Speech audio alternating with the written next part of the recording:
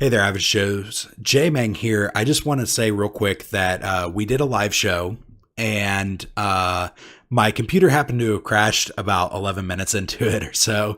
And so we lost all of that audio. So we're going to re-record the opening. So the transition into the first topic may sound a little weird. I just wanted to give you that heads up. So welcome back to the Eternal Struggle. I am your average host, JayMang. Today, I'm joined again by my taller than average co-host, TallSharkandHandsome. How you doing today, Shark? I am great. I had a steak dinner. I've got my brewski of the week, and I'm ready to go talk Eternal. How about you? I'm doing well. I had a very nice Easter weekend, and I've been playing a lot more Eternal than I have been lately. So why don't you tell me about your week in Eternal? Mike? Whoops. So for my week in Eternal, I was playing an awesome deck designed by Ilya K. He's in my the Great Parliament team. For those of you who don't know, Jay and I are both pretty partial to blitz lists. For those of you who do know, that was an understatement.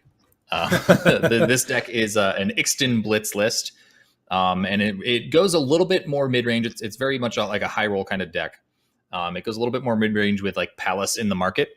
But it's all about putting, Berserk on any one of these very, very efficient units and then just swinging through and pumping them. How about you? What have you been doing in Eternal? I've been playing a lot of Rats. I've very much been enjoying Rats. I think Rats may be my favorite deck I've ever played, even more so than JPS Blitz, which is more my style of Blitz deck. I don't really want to get too much into it because we're already having to re-record right now. But Ixchen Blitz isn't really super in like my style of play. But like the Rats deck, I think is the best synergistic deck that has been made in Eternal since I started playing. So Rats has been so much fun. I streamed this past weekend, I streamed twice this past week, and then on Saturday, Grimfan dropped me like 350 viewers, and that was so much fun. And I'm very, very appreciative of Grimfan for doing that. It definitely made me want to make the push for affiliate, which is why we did a live show tonight. So real quick, I want to just go over for everybody that's listening what our topics of the week were. And so topic one, we discussed the balance changes that just occurred. Topic two, we discuss Dark Frontier official announcement, which had occurred earlier in the day. And then along with that, in topic three, we discussed the community store changes. So buying spoilers was introduced. Don't spoil it. Topic four, power management and deck building and tuning, which was a viewer/listener suggested topic by Onyx Ghost. And then we go into just your average brew of the week, the brewskis of the week, and then our streamer/content creator of the week. So this is the part where I'm going to send you guys into an awkward transition. We're going to get into topic one, which is the balance changes, and I'll let Past Shark take it away from there. Yes. So when we do this change, just think about in your brain, Bassoon Buffoon is naked while we're streaming this right now. He said he was going to go take a shower and he could still listen to us. Just think about that. Bassoon Buffoon is naked while we talk about Argenport Instigator. Let's go. The entire time. Have fun, guys. Okay. Argenport Instigator used to cost 2 and 1 single shadow. It was nerfed to cost 2 and double shadow. Now it's back down to 2 and a single shadow again, which is awesome. I'm glad to see it come back now that we've got these triple influence decks, or these triple faction decks that are coming around. What do you think about the Argenport? So I think that it's completely reasonable. When you compare it to Teacher of Humility, the reversion makes a lot of sense because a card like this doesn't really do as much as Teacher of Humility does, and making it more splashable. Because like I believe that I've been told before that they nerfed this originally because it was just a really powerful 2-drop, and you can't really make as much of an argument like that before, like as well as making it a really prohibitive cost to play it. So it makes sense that they changed it. Yeah, for sure. Next up is the Crown Watch Paladin. This is the 2 cost. It used to be a 2-1 with Aegis and Warcry. They made it a 2-2. I'm not sure what warranted this change. I haven't really seen much Crown Watch Paladin in 2018 or 2019, but what do you think? I mean, like it's kind of a weird change, but like it makes sense. Like if they expect that Grenadins will start seeing more play because they have reverted changes for Stone Scar, then you don't really want to trade your 2-drop for half of a 1-drop. That's fair. That makes sense. Yeah, and I can definitely see a rise in Kennedins after or in Grenadins after some of these these announcements that we're going to be. Yeah, exactly. Like if Stone Scar really does become popular again, then Grenadin drones are probably going to be seeing play. So Onyx Ghost is saying that this is actually an unnerf. This used to be a 2-2, and then it was nerfed to be a 2-1. Now it's a 2-2 again. Okay, that's kind of cool. I didn't know that. Yeah, maybe I just wasn't playing in the closed. I didn't play at that time, so I can't provide any commentary on like why originally it received a nerf. But like I said, this makes sense, and I don't really know how much more play this will see because of the increase in toughness. So I mean, it is what it is. It just gives people more options. Yeah, I think it's cool. I think I mean, I'm always up for some of these medium cards that don't usually see play, but sometimes do, getting a little bit of a buff so that they can see more play. Yeah. So let's move on to the next one. Speaking of, we have Desert Marshal. This used to be a 2-1 with ambush. Now it is a 2-2. If anybody knows the state of this back in closed beta, let us know. But so this one kind of is weird to me. Yeah, the most commonly that I've seen this card was in Temporal, and that is not an aggro deck, even though this is supposed to be like, these are supposed to be like aggro nerfs. Yeah, I just don't really understand. Do they think that because they're trying to buff aggro that they're going to push Temporal out of the meta? I mean, it's not like Temporal is a very large portion of the meta right now. If they think that this sort of change is going to increase the number of Combre decks, I mean, like, again, I don't think Combre would care about the toughness change. One thing that does care about the change, though, is aggro against control. Like, so I don't know. It makes me like turn my head a little bit. I don't really know in the grand scheme of things how big of a deal it is, but it is. I mean, it's probably a slight buff to Temporal, if anything. Yeah, if anything. Speaking of if anything, Rakano Artisan. This is the same treatment as the other two cards before it. It was a 2-1. It is now a 2-2. I loved playing Rakano Armory. I loved playing Rakano Armory Splashing Time back in the day, but this card would just die to like a Vara's Favor or, like a Snowball or something. Glad to see that it's now going to be a little bit more robust, even if this deck isn't really going to be around because weapons don't hit sights. Yeah, I mean, Grimfan was playing a pretty neat brew with this card last night, but I mean, like, I don't think that this change really means a whole lot other than dodging Snowball. Yeah, that's pretty much it. And to be fair, like, how much of playing Artisan, like, are you, like, you're mostly playing it for the value, correct? Yeah, for sure. You're playing it to get your weapons big and to have like a little blocker if you need it to, or whatever, get in some chip damage. Okay. Let's move on to Champion of Chaos, Cha-Cha.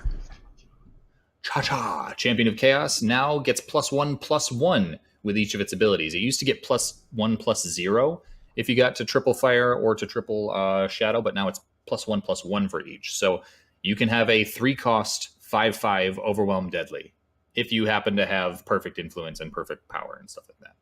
Yeah, this is probably the most significant buff that happened. The fact that it can dodge Torch now is probably the most significant part of this entire change.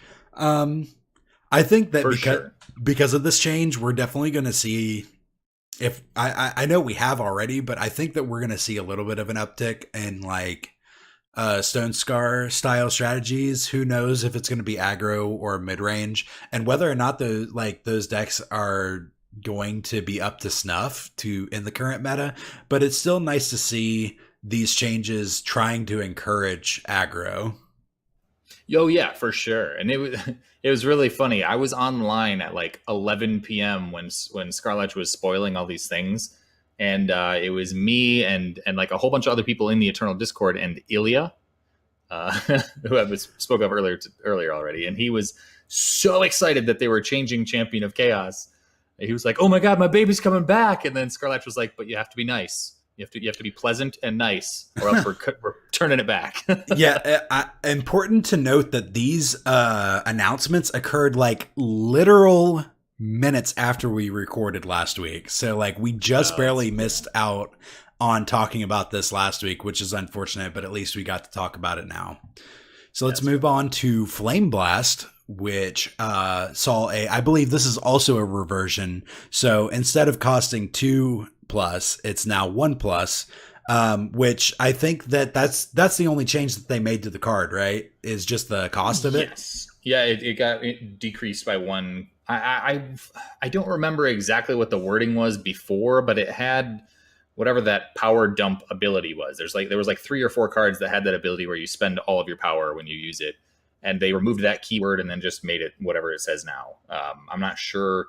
I don't even remember what it used to do versus what it did just before this versus now. So from what I understand, it's just the exact same card, but it costs 1 less. But the significant portion is that it hits sites. But from what I understand, you're not trying to hit sites with this card.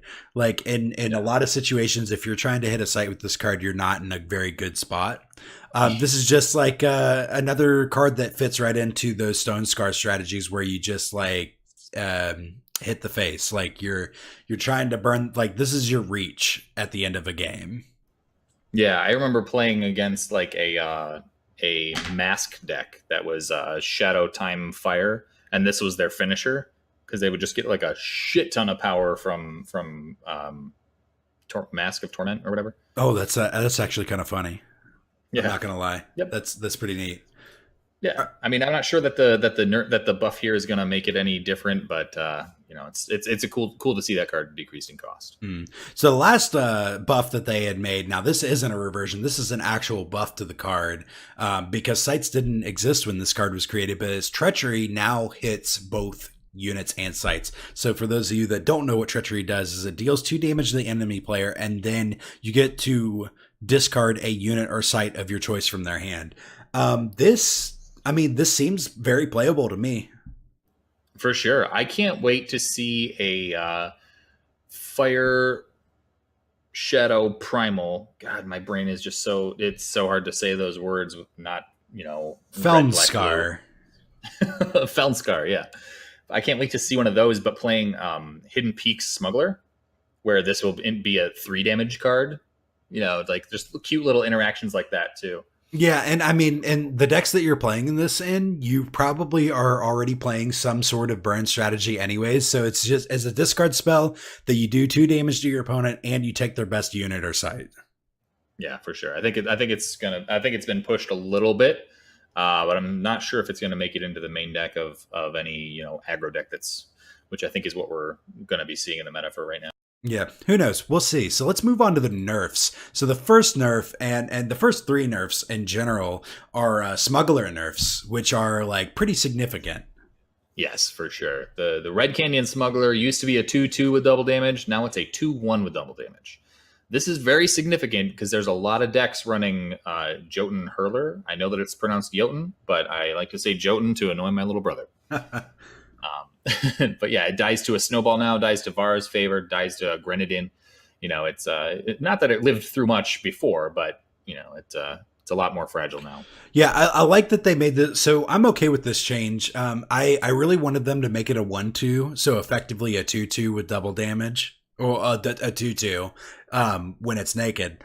But like 2/1 is reasonable. So 2/1 probably is more often a bigger nerf than a 1/2 with double damage, because now they're susceptible to a lot of the ping style cards or effects. So I'm happy with this change. I thought that uh, double damage on a smuggler is just such a fucking ridiculous keyword to have on Yeah. a smuggler.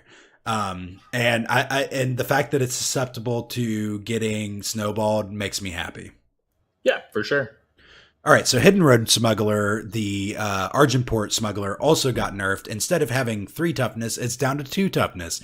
Another huge change. Another thing that I think should have happened, because lifesteal, again, very powerful keyword.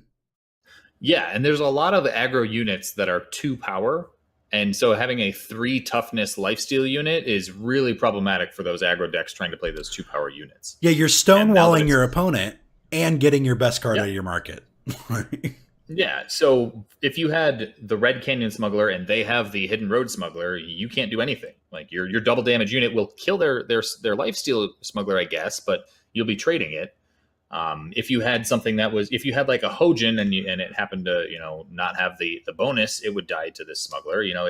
But now the smuggler trades, which means that it's not going to block again next turn and gain them 2 more life, which is great for aggro decks. Yeah, it's fantastic. I think the card is still good. It's just not like a knockout punch. Well, okay, it never really was a knockout punch, but it definitely bought you a lot of time. Yeah. So before we move on to the next smuggler, I do want to mention like these. I mean, that's pretty big for FJS, right? Yeah, FJS had a huge number of nerfs in like the last round of nerfs, and now both of their smugglers are getting nerfed too. Yeah, so like and FJS really hasn't been a huge portion of the meta either. So I don't think that this is necessarily a nerf targeted towards FJS because like we can be honest, these smugglers definitely needed the nerf regardless of FJS being a deck that exists. But like I do think that these nerfs, I it's not a nail in the coffin, but it definitely is like hamstringing the deck. For sure. And it's funny, I was watching Enroush's stream, I think it was last night, maybe the night before, but he was like, these cards weren't nerfed. They still go get cards from your market, right? They're not nerfed. Yeah, I mean, and so um I don't want to spend too much time on this, but like one thing I've been saying a lot lately, that I find myself saying a lot lately, is I think that players should have a realistic choice when they're going to deck build and they're considering, do I play a smuggler / merchant or do I play a good 3-drop? I don't think that merchants and smugglers, I don't think they should be bad cards, but I also don't think that they should be like some of the best in slot options at 3-drop. Oh, for sure. And I'm glad that we're going to be seeing, I'm glad that there are other 3-drops to play, in this slot that are, I mean, they aren't merchants, so they aren't that powerful, but their bodies are a lot more powerful now comparatively. Yeah, but back to the whole FJS thing. Like, I don't think in the grand scheme of things that it'll kill or like really hurt the deck very much, but it does in very certain situations make it a little less so. You know what I'm saying? Yeah, for sure. All right, so let's move on to Great Valley Smuggler. Why don't you take this one? Yes. So Great Valley Smuggler used to be a 3/3 for 3 that got +1/+1 if you had a relic. Now it is a 2/2 for 3 that gets +2/+2 if you have a relic. So if you have a relic, it's the same thing. But if you don't have a relic, it is a lot smaller. So it can't just block any 2/2s from, and it can't just swing in for 3 damage each turn. You got to play a little bit more carefully here. Yeah, this is great. Like I don't really have a whole lot to say about this one. This is a fantastic change, I think. Like this is great Yeah. because like decks that really take advantage of the synergy like rats don't really see any difference. Like the difference is very very minimal. In 9 times out of 10, even like 19 times out of 20, you're going to be activating the +2/+2 and that's just a literal no change. So For sure. This And is I a think great that change. Yeah, and I think that that's exactly what they said. They were saying, this makes it so that you want to play with that ability rather than just throwing the best smuggler into your deck because it's your colors, right? So Yeah. I think it's great. All right, so let's move on to they had those three lumped in the announcement. So there was two more nerfs. The first nerf was that instead of Jotun Hurler being a 4/4, Jotun Hurler is now a 3/3. And I think that this is not a humongous change because the main reason that you play Jotun Hurler is because you're playing it for the fate. But there are a lot of cases, like corner cases, where it being a 3/3 instead of a 4/4 really does end up being a huge deal, especially in my opinion, when you consider the Horu decks that take advantage of Jotun Hurler. Yeah, for sure. Like, I can't tell you the last time I actually cast a Jotun Hurler. This card reads, deal 1 damage. You don't have to discard a card to a merchant. Like, that's basically what this card. I mean, I definitely can remember a couple times where I've cast a Jotun Hurler and it meant the difference of a game. But the fact that it has 3 toughness now, like being torchable, huge deal. Like, especially like I said, in the Horu decks that are trying to, they'll play a Jotun Hurler and then the next turn they'll attempt to withstand the Jotun Hurler with their Palace, and you can torch in response now, and that's a pretty big deal. Yeah, totally makes sense. All right, so Shelter Wing Rider was the last nerf that they made. Why don't you tell us about that? So Shelter Wing Rider used to be a 0/5 flying with Aegis that gets +5/+0 while she has Aegis. Now it is a 0/4. So it lost 1 toughness. I don't think that's going to be a huge deal. I mean, it's still got 5 power when it has Aegis. I think like the main thing was that it used to be able to block Jotun Hurler, but now it can still block Jotun Hurler because that was, nerfed as well, right? Yeah. So I think that this change is just kind of mostly a testament to making Hammer more playable. Yeah, and I do remember them saying in the announcement that the buff, like having it have 5 toughness, was back when Huru didn't have a whole lot going on, but Koroviat Palace is one of the top sites that are played now, so it's safe to say that Huru is in a fine place, so they nerfed it a little bit. Yeah, definitely, for sure. So let's move out of the balance changes and move into our second topic, which is the Dark Frontier official announcement that came out today. Oh my gosh, so excited for this. They said a week or two ago now that the Dark Frontier was coming next month, so it is coming sometime in May. It's going to have more than 200 new cards with 3 new set mechanics. We've been spoiled with one of our set mechanics, and we'll show you that with a couple of our cards here. But the set mechanic is called Onslaught, and this does something when you have attacked with a unit this turn. So Onslaught, Onslaught is a really cool mechanic. I don't think we've ever seen this before in any other kind of a card game. There's been nothing at all like it in any other card game ever. Yeah, no card games like Magic would ever think of this kind of mechanic ever. Like, they would probably raid the offices of Direwolf Digital if they had known ahead of time that something like this would occur. For sure. So let's throw up some of those new cards here. We've got 3 of them. All right, so let's start with Pristine then. Yes, the first one is called Pristine Light. It costs 3 double justice. It is a legendary. It says kill each unit with 4 attack or more. So that's kind of cool text all by itself. With Onslaught, which means if you've attacked with a unit this turn, you draw each unit from your void that died this turn. So you can attack with your big units, you can attack with your little units, whatever dies, you get back and you kill all of your opponent's big stuff. That's pretty cool. Yeah, the fact that it's a mass vanquish, like, to me is already really interesting. And then the fact that so it's rewarding an aggressive strategy where if you're swinging, especially if you're just swinging a bunch of like little dudes and then you Pristine Light afterwards and get back everything that died this turn. You can do that with big dudes too. It doesn't really matter. So here's what I think of. Like, the first thing I thought of when I saw this was like, man, it would be really sweet to like make something really big, give it like berserk and shit like that, and then do this and then scream it the next turn. Like, Oh man. but like that's the first thing I thought. Whether or not that's good, like I'm not going to comment on. But like still, I know that this kind of effect is existed in other card games, but like 3 is a really aggressively like costed like card for this effect. Like a conditional board wipe that only costs 3, which is like perfectly made for fucking aggro decks. Like that's just like insane to me. I think this is going to be a huge card in draft.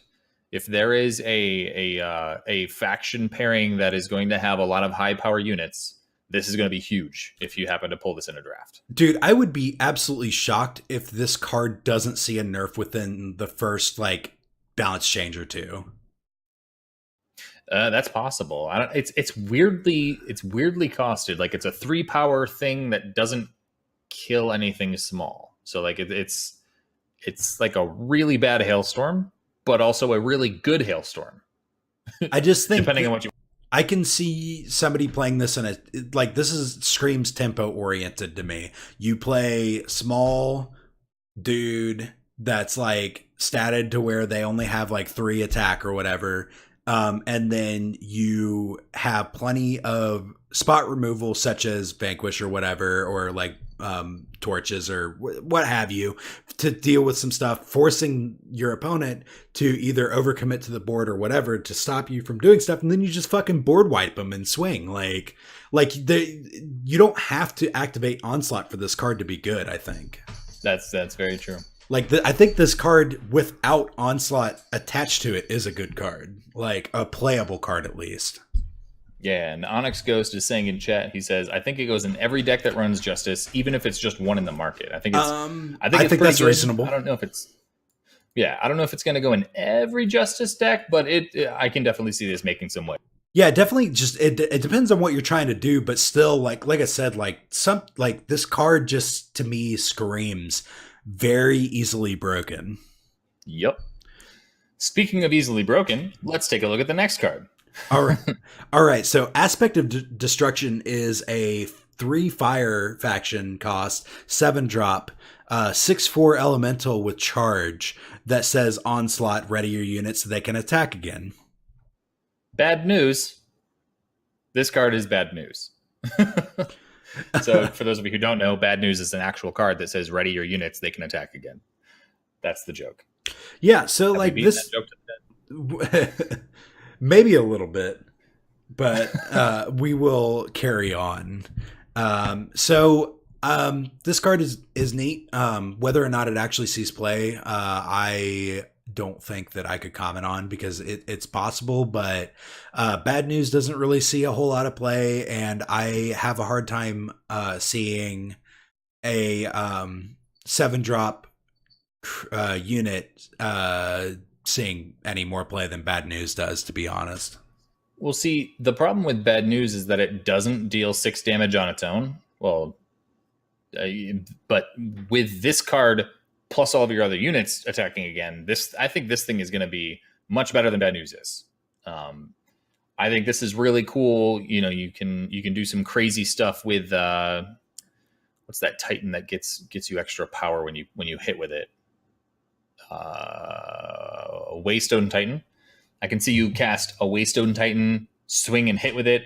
Then you have all the power that you need to play this Aspect of Destruction, swing and hit again. Then you play something else. You know, this thing could be pretty crazy. Okay, so I didn't consider that. That's actually a pretty neat interaction that I hadn't thought about. Waystone Titan costs 6, right? Yes. Okay, so you just wait till turn 7, you play Waystone, swing, get this guy, play, or even better, you play Waystone Titan on turn 6, and then you play another Waystone Titan off of that Waystone Titan.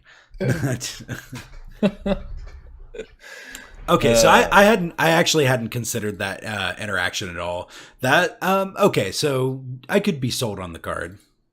Yeah, and I mean, there's a lot of cool stuff that you could do. I don't want to go too deep into what's theoretically possible, but I think this card is going to see more play than you do. Yeah, okay, like I'll accept that. Like I'm not 100% sure whether or not the card is good enough to see play, but hopefully I'm proven wrong. We'll see. All right, so let's move on to the last of the three that they spoiled today. Yep. Tazboo the Forbidden.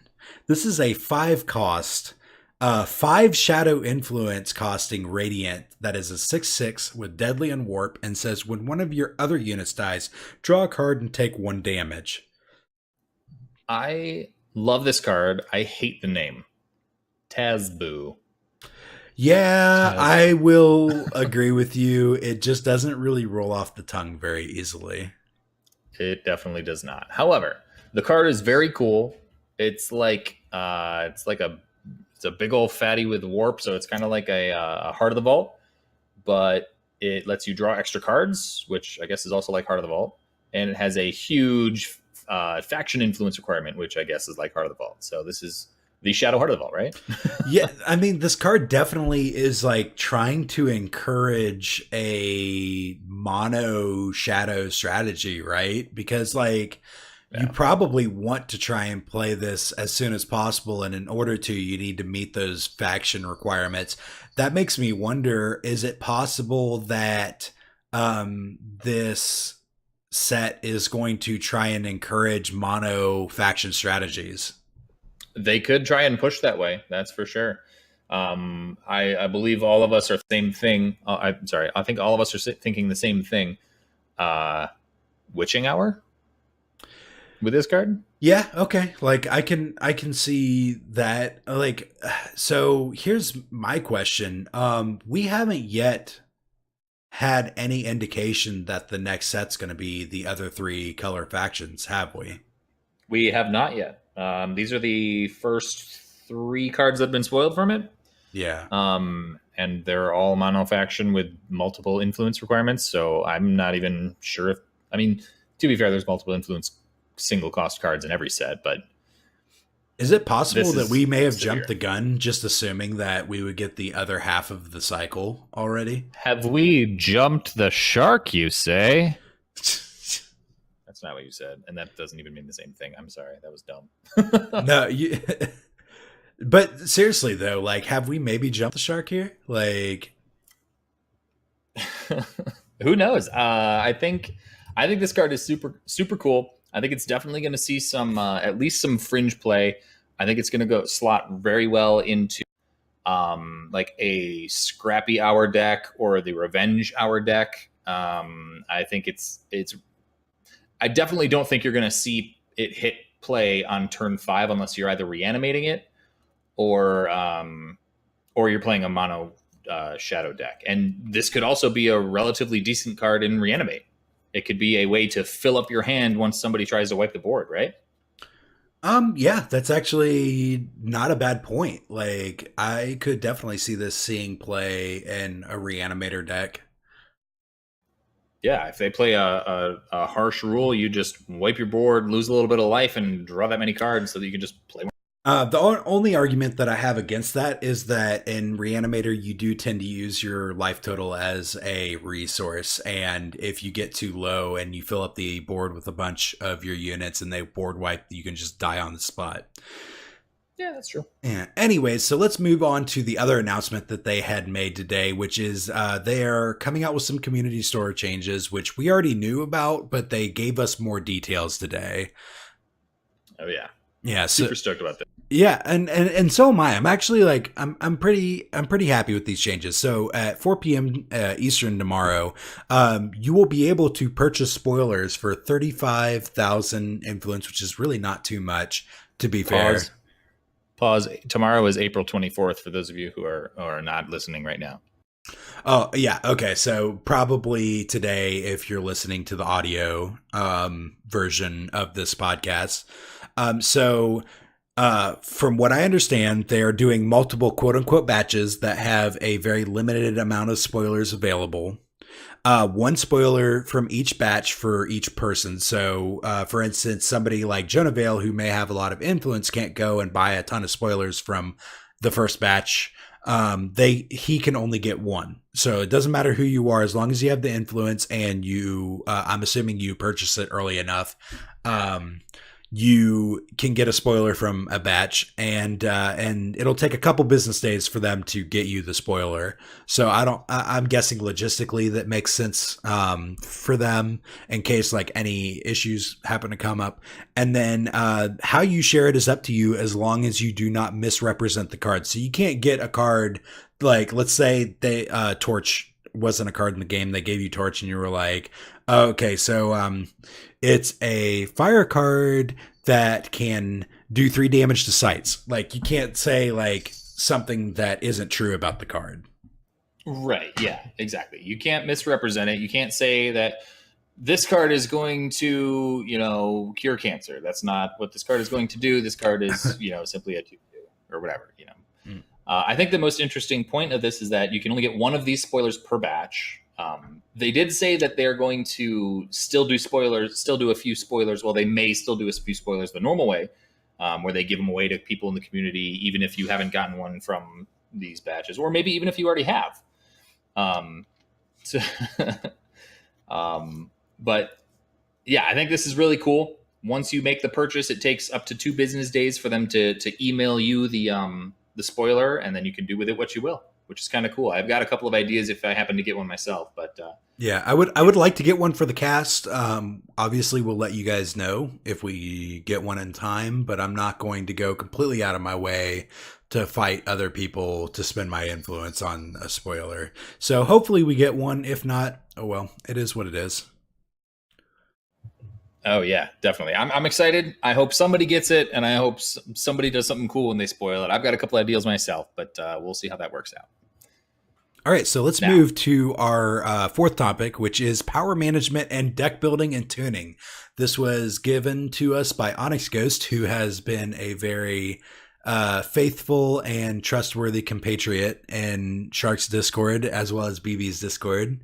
We very much appreciate Onyx, and who has been listening to us from the beginning and is always giving us ideas for the show.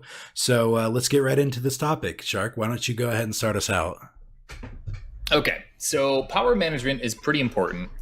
Not only just how you do your influence requirements, but also how many power you're running, how you are planning when you get the correct color of influence in your deck. If you're running like a 3-color deck and you need to have, triple fire, but you don't need it until like turn 12, that's, completely different than a deck that needs, double fire on turn 2 or 3. You want to consider kind of what the deck is trying to do. And are you primarily trying to play cards on their curve? Are you fine playing it at the turn later? Is the deck influence dependent? Does it have a lot of creatures? All these things have an effect on what type of power that you're playing. And there's a website out there that can really help you out. And it is called www.shiftstoned.com. Now, what that does is you copy and paste, you import your deck list into it, and it will show you, the percentage of you, the odds of you drawing, X amount of influence on each turn. It will show you, the highest amount of influence that you need in a specific color. Like if your deck, if the most different varying influence that your deck needs is like fire, justice, primal, it will tell you on which turns you have the best odds of drawing those, double fire or double primal or double justice, and it'll tell you, the odds there. It's super great. It's a super great tool. If you find yourself not drawing the right influence by the right turns, you can always tweak numbers and see how it looks in Shiftstone before you actually do it. Yes, it does the math so you don't have to. Exactly. And only blockers do math. Yeah, blockers only. Trust me, Direwolf told me so. So yeah, Shiftstone is wonderful, and I definitely recommend using. Anytime that I've ever attempted to brew, I've always used Shiftstone as a good starting point at the very least. There obviously it does the math that like is very difficult for a human to do so quickly and on the fly. You can determine where in the curve you want certain influences to lie and like what your percentages are at certain turns. Like Shark said earlier, if you don't want to be casting your Zoe until like turn 10 plus, then you can consider that, even though Shiftstone will show you on turn 8 like what your percentages for that influence is going to be. Um, so if we're not thinking about using if we're trying to do the theory by ourselves, we have to really consider like what exactly we're trying to do with our deck.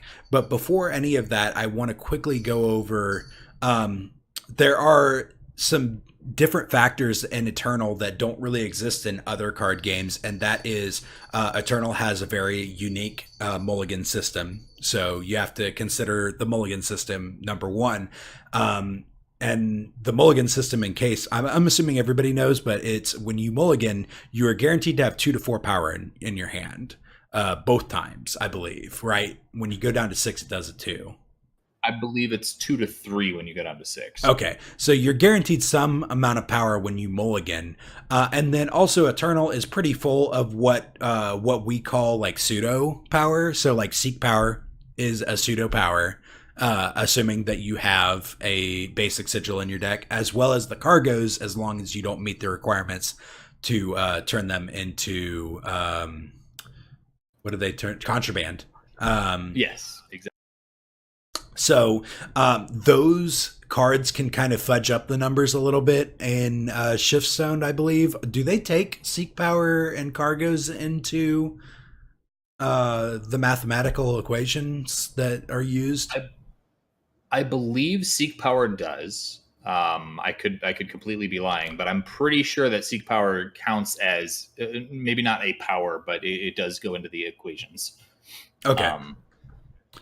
Because that's pretty important. If you're not considering Seek Power, so a lot of decks, it's very common in an Eternal for a lot of decks to have the bare minimum power, and then you add 4 Seek Power. So you're running a virtual 29 power, but because Seek Power isn't considered a power when you mulligan, you're essentially giving yourself the opportunity to draw more power early on, and then draw less power later in the game. But yeah, so I just wanted to do that quick aside before we move into considerations that you have to make when you're thinking about a power base for a given deck. So obviously the first thing is you got to think about your curve. If you're playing an aggro deck that's super duper low to the ground with like a lot of 2-drops or like and like triple faction influence requirements or things like that, you don't like you have to like consider like not playing things like crests. Like crests obviously slow down your game plan. They provide good fixing, but to compensate for something like that, you have to consider like if you've got a Teacher of Humility is a good example. You've got 2-time influence, 2-drop. Like you want to be trying to play that teacher as soon as possible. So a lot of the time you're filling your deck with cards such as seats or basic sigils that are very time influence heavy, so that you can guarantee that you play that card on turn 2. Exactly. Yeah. So for me, when I'm running like an aggro deck that has a lot of low to the ground units, stuff that you definitely want to be playing on turn 2, I usually dump my crests. I'll play like a couple, maybe a play set at most. And I'll dump my seats too.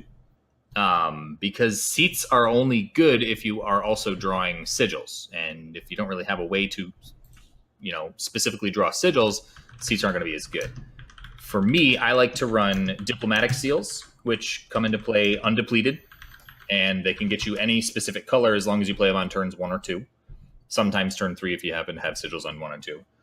I like to get Diplo seals. I like to get sigils, just basic sigils. And then I also like to get banners, because you can play a banner, you want to play, you still want to have some way of getting multiple influence from one card. So playing a banner on turn 1 is fine.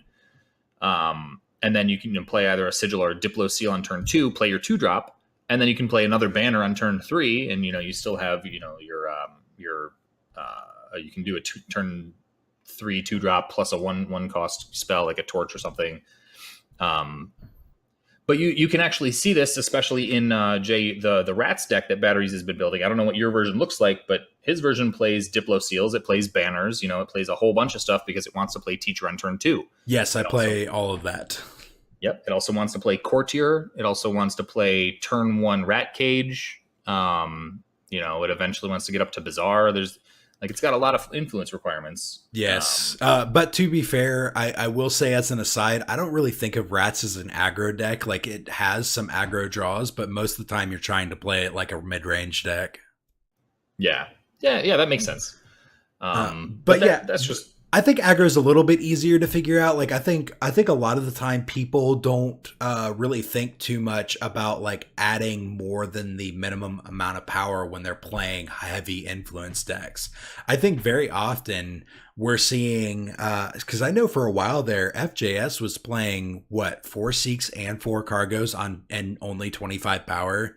Like, that can't be right. No, like, I think that it was pretty short lived, because a deck like that is very often trying to hit double influence of all 3 of their influences very quickly of the 3 factions. And so I think it's a lot more correct for players to start considering running more power in their more power hungry style decks. So I don't keep up very often with what Temporal's doing nowadays, because it's the deck that I have been trying very hard to not play, even though it's very much in my play style. But Temporal, I'm assuming, is playing more than 25 power, because if they're not, that doesn't really make a lot of sense to me. So like, I'm assuming Temporal is playing something closer to like 28 to 30. Do you know? Yeah. For off the top of my head, I don't know, but Batteries just said this in chat, but he is notorious for running 25 power and maybe 4 Seek power in a mid range or a 3-color deck. And as Onyx Ghost said, it is definitely just asking for frustration. You can see in Shiftstone, your chances of drawing the correct influence requirements. I'm not sure if they also do the correct power number. I don't really know all of the inner workings of Shiftstone, but I imagine that they would have it coded in some way. I guess the point I'm trying to make is that I think it was Enroush that, I'm not sure if it was Enroush that said this before, but like, it seems really common for a lot of people to be building their decks to take advantage of the mulligan system rather than giving themselves 3 good hands to look at. So like, I think it's a very you're setting yourself up for failure when you design your deck in a way that you force yourself into a mulligan to get a proper amount of power most of the time. So like, maybe some adjustment needs to be made in the way that certain people build their decks. I don't know. Like, I like it when I get my opening hand, at least like 60% of the time, I want to keep that opening hand. And that's how I feel about a deck like Rats. I think Rats has been built really well. I think Batteries did a really, really good job building Rats, because I feel like more often than not, I'm keeping my opening hand versus having to mulligan away because of power reasons. Yeah, and I think for Rats, it's there's a little bit of forgiveness too, because you run Courtier, which draws you a bazillion power anyway. But yeah, so Courtier can kind of count as Seek power or Cargo numbers, however many. Yeah, and that's another thing you have to consider when you're deck building. Like, for instance, with the pledge decks, obviously, your first power is pretty much guaranteed if you build your deck correctly, because you need to pledge your first card, and then you've got your various ramp spells. So I guess like the takeaway from this entire discussion is if I had any, I'm not a deck builder, but if I had any suggestion when deck building, is try to design your deck so that you don't have to mulligan to get a good hand. Yeah. Yep. Exactly. I think that's all we got to say on the power management for deck building and such. Okay, so the last topic is going to be chat questions. I asked a little bit earlier if anybody had chat questions for the topic, and nobody said anything. So if people want to drop a question real quick, like, we'll go ahead and answer it. But if we don't get anything in the next like 30 seconds, then we're just going to move on and close out. because we're already about an hour in. So like we probably want to try and close up this podcast. Okay, 3. Well, if anybody has any chat questions, we can always use them as next week's topics and such. Yeah, okay, we'll just do that. So let's move into the average brew of the week, which honestly, I went pretty plain Jane this week. The brew of the week is not really a brew, but more like a reversion to decks of old because of the reversions that have occurred with the balance changes. And that is Queen by Kalos, which is literally a Rally Queen deck. It's a version of Rally Queen, obviously, because now it has merchants that you can throw into the deck, but it takes advantage of the reversions that have occurred to Flame Blast and the buff that had happened to Treachery. So it's not very inventive, but it is a deck that I am not surprised to see in ladder right now because everybody wants to take advantage of all these new changes. Yeah, for sure. I looked at this deck. This deck seems really cool. I don't think I have the 3 sills that she was recommending, so I think going straight for Champion of Chaos instead of sill is just fine, because Champion of Chaos with Overwhelm and Deadly is basically unblockable anyway. But yeah, this deck seems really fun. I'm not sure why Scavenge. Oh, I guess Scavenge makes sense with this, with Rally. Yeah, the rally. It's just more tokens. So I mean, like, it's not exactly like the decks of old, but it's very much going for that same style of play with the Bandit Queens, Vicious Highwaymans, Grenadine Drones, Assembly Lines, and then throwing in the Treacheries, the Flame Blasts for that reach. And then like cards like Direwolf Slasher and Territorial Elf, which just work really well with Bandit Queen. Yeah, sure. This seems like a slightly more mid-range version of that Stone Scar Elves that I was running a few. Yeah.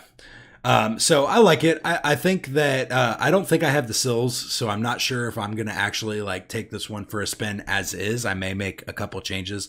I understand like how sill works really well with Flame Blast, but whether or not that is a powerful enough interaction is left to be, who knows? Sure. Yeah, we'll see. Maybe we'll tweak that. So why don't you tell us about your brewski of the week?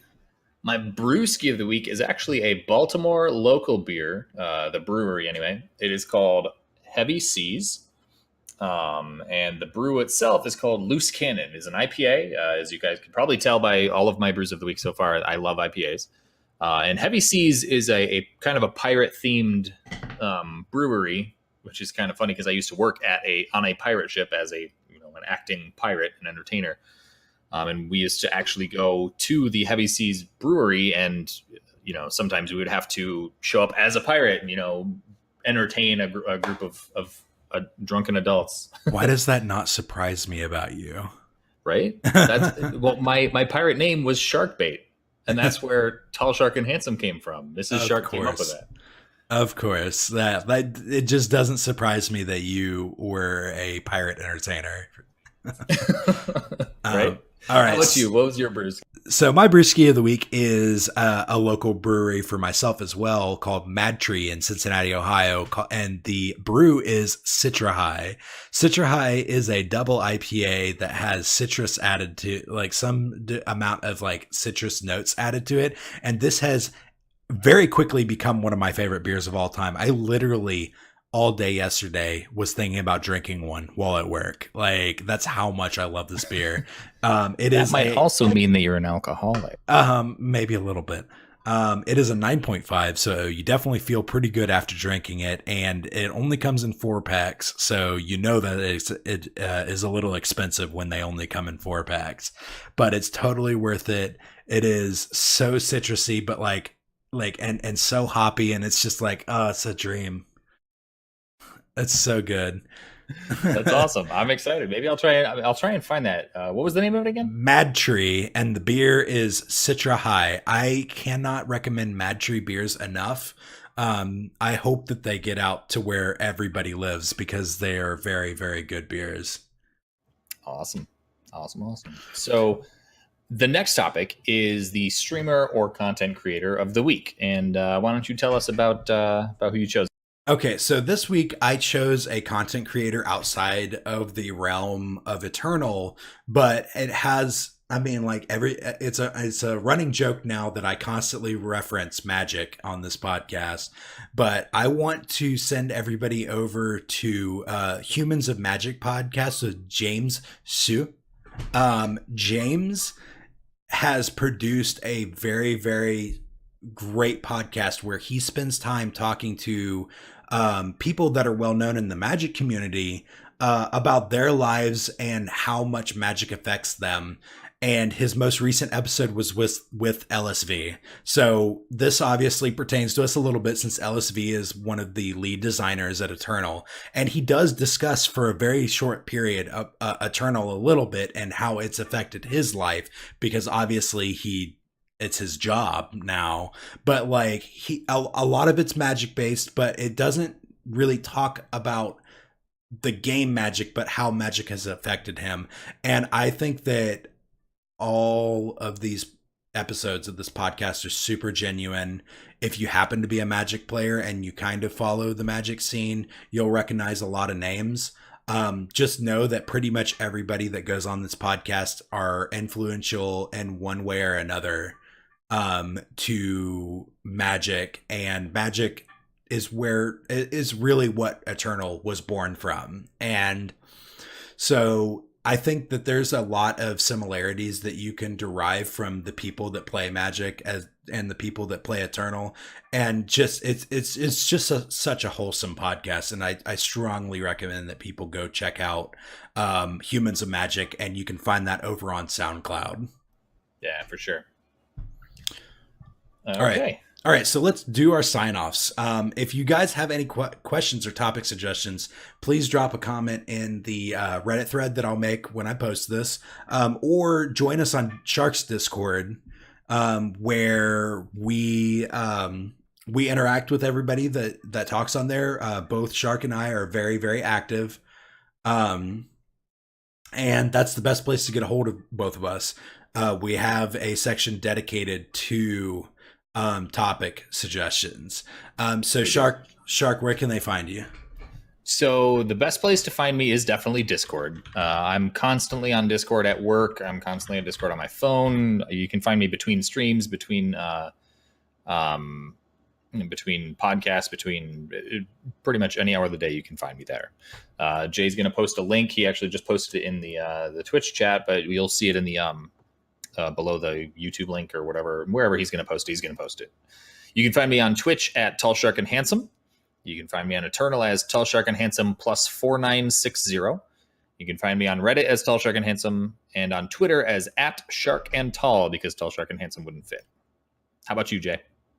So you can find me on either Shark or Bassoon Buffoon's Discord. That's where I am most active. I am starting to stream more often. Obviously, we're streaming on my channel right now. For those of you who are watching live, I'm trying to stream like maybe once a week, maybe like every other week. It'll be intermittent. I'm not trying to like create a schedule or anything. I'm a dad and I've got a family. So I don't want to try and like dedicate too much time to it, but I do want to stream a little more often. I am making a little bit of a push right now because Grim Fan had hosted me. I am going to try and hit affiliate here in the next week or so that I at least have, bowl cut emojis for everybody. And then I can tell you thank you for coming to the barbershop to get your bowl cut whenever people sub to me or whatever. So for those of you who are listening, my Twitch is JayOSU. Please drop by sometime. Give me a follow. I would appreciate it. You can find me on Eternal, JayMang plus 8035. You can find me on Reddit, JayOSU, where you probably found me from all the posts that I make about the Eternal struggle. And then on Twitter, I'm at JayOSU. Which I don't post very often there, but I would like to try and get into the habit of posting these episodes when they go live. So other than that, this was episode 11. Thanks for stopping by, guys. Thank you for watching, those of you that are watching us live, and stay average.